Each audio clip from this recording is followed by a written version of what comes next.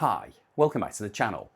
In today's episode, I want to talk to you about what's happening in the global stock markets because I think this is one of those stories that's very easy to miss. If you watch mainstream news, you might think everything is fairly calm. There's the usual headlines about artificial intelligence, technology companies, and the latest geopolitical developments, but there doesn't appear to be any sense of panic. And that's exactly the point. We're not witnessing another Black Monday. We're not seeing a repeat of the global financial crisis. Instead, what we're seeing is something much quieter, a gradual repricing of risk. Markets have been edging lower over the last couple of weeks. Technology stocks are beginning to lose momentum. Inflation is moving back in the wrong direction, and investors are starting to question some of the assumptions that have been driving markets higher over the last 2 years. None of these developments on their own look particularly dramatic.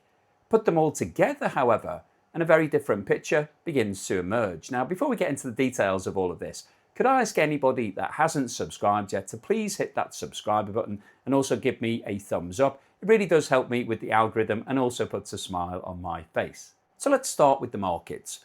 Over the last 2 weeks, we've seen a noticeable change in investor sentiment. Rather than every dip being bought almost immediately, we're now seeing investors becoming much more selective. Money is beginning to come out of some of the highest valued technology companies, and the enthusiasm that surrounded artificial intelligence only a few months ago is starting to cool. Asian markets have been at the center of this latest sell-off. South Korea has experienced one of its worst weeks in some time, with the Kospi index falling sharply enough to trigger a circuit breaker, temporarily suspending trading as losses accelerated. That's something markets only do when volatility becomes extreme. It's designed to give investors an opportunity to pause, reassess the situation, and hopefully prevent panic selling from feeding on itself. At the same time, the wider Asia market has also weakened, with the MSCI Asia Pacific Index falling to its lowest level in 2 weeks. Now, 2 weeks might not sound like a long period of time, but that's really the point I'm trying to make today. This isn't a catastrophic event. It's a series of negative developments gradually pushing markets lower, day after day, week after week. The sort of correction that can easily go unnoticed because every individual decline appears relatively small. However, when you stand back and look at the bigger picture, you begin to see a trend developing. And one of the biggest reasons for this is artificial intelligence. For the last couple of years, AI has been the story driving financial markets. Investors have poured enormous amounts of money into anything connected with artificial intelligence, whether that's semiconductor manufacturers, cloud computing companies, data center operators, or software businesses promising to transform the way we work. The assumption has been fairly straightforward. AI is going to generate enormous productivity gains. Those productivity gains will translate into higher profits. Higher profits justify higher valuations. Very simple. But markets are now beginning to ask a different question. What if the cost of building this AI revolution is much higher than everyone anticipated? Artificial intelligence isn't free. It requires millions of advanced processors, enormous quantities of memory chips, vast data centers, huge storage capacity, and an amazing amount of electricity. All of that infrastructure costs money, and somebody has to pay for it. We're now starting to see those costs feeding through into the wider economy. Perhaps the clearest example of this came from Apple. The company has announced price increases across much of its product range, including Macs, iPads, and several of its hardware products. Interestingly, it left iPhone prices unchanged, presumably recognizing that consumers are already becoming much more price sensitive. Apple itself cited rising memory costs as one of the key reasons behind these increases. That might sound like a fairly technical issue, but it's actually hugely significant. The explosion in demand for AI infrastructure has created enormous demand for high-performance memory and storage components. As more chips are diverted towards data centers building artificial intelligence systems, supplies become tighter elsewhere. Basic economics tells us what happens next. When demand increases faster than supply, prices go up. That's exactly what we're seeing. And if one of the largest technology companies in the world is having to increase prices because component costs have risen so much, investors quite naturally begin asking how many other companies are facing exactly the same problem. Apple isn't alone. Microsoft has also announced another round of price increases for its Xbox consoles. Incredibly, this is the third major increase in just over 12 months. Again, one of the principal reasons is the rising cost of memory and storage. So suddenly what appeared to be an isolated announcement from two completely separate companies actually starts looking like part of a much larger trend. This isn't simply about Apple or Microsoft, it's about the cost of building the AI economy. And that's beginning to concern investors because for the last 2 years, markets have focused almost exclusively on the benefits of artificial intelligence. Much less attention has been paid to the cost. The investment required is absolutely staggering. Hundreds of billions of dollars are now being committed to data centers, semiconductor production, electricity infrastructure, and networking equipment. Eventually, those costs have to show up somewhere. Either companies absorb them, reducing profit margins, or consumers pay higher prices. Neither outcome is especially positive for stock markets. And then another story has emerged which has added further uncertainty.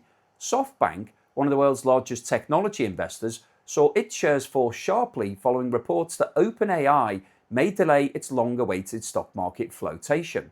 That immediately raised questions because SoftBank has invested tens of billions of dollars into OpenAI, and much of the optimism surrounding that investment depended upon eventual public listing. If that listing is delayed because market conditions have become less favourable, it inevitably makes investors wonder whether extraordinary valuations we're seeing across the AI sector are beginning to come under pressure. Now, I want to stress that this doesn't mean that artificial intelligence has failed. Obviously, it hasn't. AI is almost certainly going to transform large parts of the global economy over the next few years. The question isn't whether the technology works. The question is whether investors have simply become too optimistic about how quickly those enormous investments will generate meaningful returns. And that's an important distinction. Markets don't just price in today's reality, they price tomorrow's expectations. If expectations become slightly less optimistic, share prices can fall even though the underlying businesses continue performing well. That's exactly why we're seeing this gradual reassessment. And it's not just technology that's creating uncertainty. We've also got inflation moving back in the wrong direction. That's becoming one of the biggest concerns for investors because at the beginning of this year, the consensus view was that inflation had largely been brought under control. The expectation was that central banks, particularly the Federal Reserve in the USA, would soon begin cutting interest rates, making borrowing cheaper, supporting consumer spending, and giving another boost to financial markets. Instead, the opposite has been happening. The latest inflation data from the US shows consumer prices rising by 4.2% year on year, and that's the highest level that we've seen for more than 3 years. More importantly, this wasn't an isolated number. Inflation has been moving upwards for several months, suggesting that price pressures are proving far more persistent than many economists had expected. And if inflation remains elevated, central banks have a problem. Their primary objective is still price stability. That means they can't simply cut interest rates because investors would like them to. If inflation remains above target, they may have little choice but to leave rates where they are for longer than expected. And in a worst case scenario, they could even find themselves discussing interest rate increases. That's a very different environment from the one the markets had been pricing only a few months ago. Higher interest rates increase borrowing costs for households, businesses, and governments.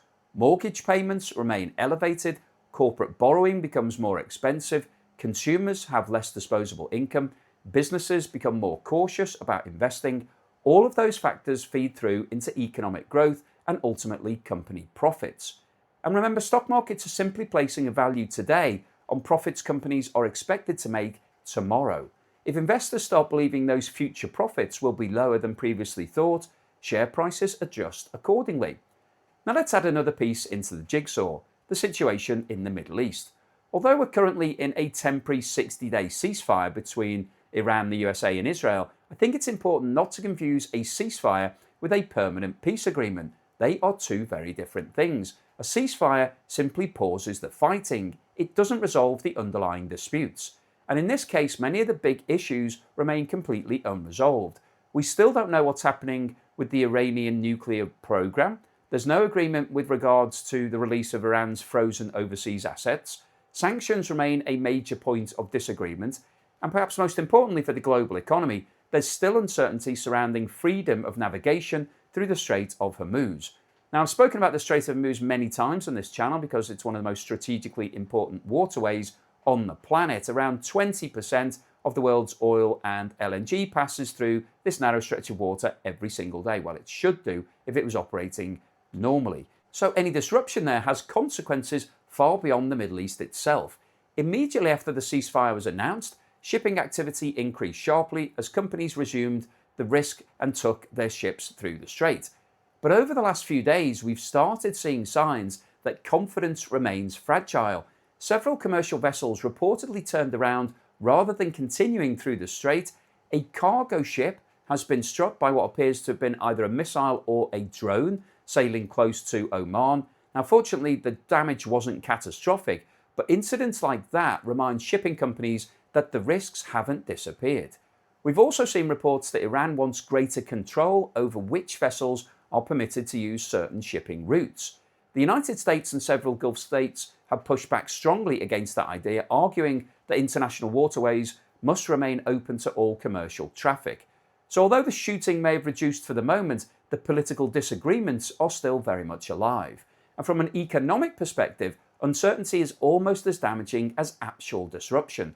Shipping companies don't like it, insurance companies certainly don't like it, energy traders hate it, businesses planning their supply chains don't really know what's going to happen because uncertainty creates risk and risk carries price. Insurance premiums rise, shipping costs increase, companies build larger inventories, businesses delay investment decisions, and eventually all of those additional costs work their way through into the economy, which brings us neatly back to inflation. This is why I don't think you can look at these stories individually. Apple raising prices isn't just an Apple story. Microsoft increasing the cost of an Xbox isn't just about gaming. SoftBank shares falling isn't just about the Japanese stock market. Higher inflation isn't just a US Federal Reserve problem. Shipping uncertainty in the Gulf isn't merely a geopolitical issue. They are all connected. They're different symptoms of the same underlying theme. The global economy is becoming more expensive to operate. Building AI infrastructure is costing more than expected. Energy remains vulnerable to geopolitical events. Borrowing costs are still high, and companies are beginning to feel pressure from several different directions at exactly the same time. So does all of this mean that we're about to see another global financial crisis? Well, I don't think there's enough evidence to support that conclusion yet. The banking system is in a much stronger position than it was back then. Employment remains relatively resilient across many developed economies. Consumers are still spending, although perhaps a little more cautiously. Some companies continue to report healthy profits, so it's important to keep a balanced perspective. But what I am saying is that markets have spent a long time pricing in the almost perfect economic scenario: falling inflation, lower interest rates, rapid AI-driven profit growth, stable energy markets, strong consumer spending. Those assumptions are all now being tested, and that's why we're seeing investors gradually reassessing the risks they're prepared to take. The next really important milestone will be the corporate earnings season, because that's when theory meets reality. Companies can no longer talk about expectations, they have to publish actual numbers. And we'll find out whether rising costs are squeezing margins, we'll discover whether consumers are cutting back, we'll hear whether businesses are delaying investment, and perhaps most importantly, management teams will tell investors what they expect to happen over the rest of this year. And I suspect those earning calls are going to receive far more attention than usual, because investors are no longer just looking backwards, they're looking for confirmation that the assumptions underpinning today's market valuations are still realistic. If companies continue delivering strong earnings despite all these headwinds, markets could stabilize. But if profits begin to disappoint, guidance is reduced, and executives start talking about higher costs, weaker demand, and ongoing uncertainty, then I think investors will become increasingly nervous. And that's really the message I wanted to leave with you today.